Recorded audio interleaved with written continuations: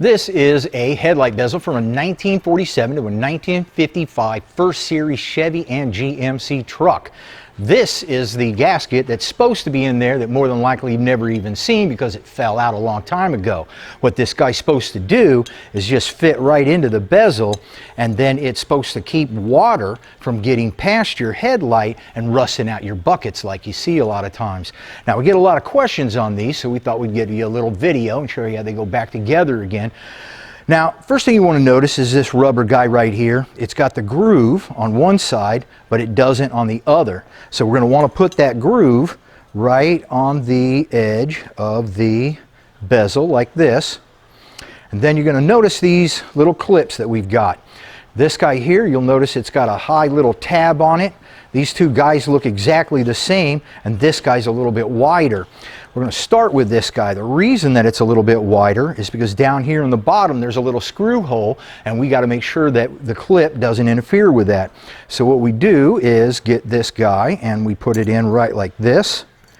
I'll just bend in like that, bend in like that, and then it's holding. We got plenty of room for a screw.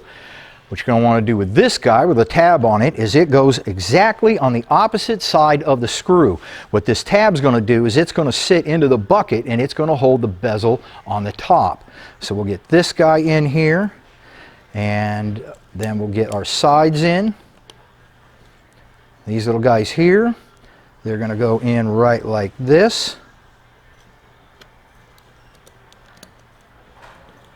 One on either side. Now, sometimes I like to get glue on this too because you know, the rubber is loose and it can bonk around when you're trying to slide it onto the headlight. Sometimes it'll slip off, so a little glue on there might help you for that.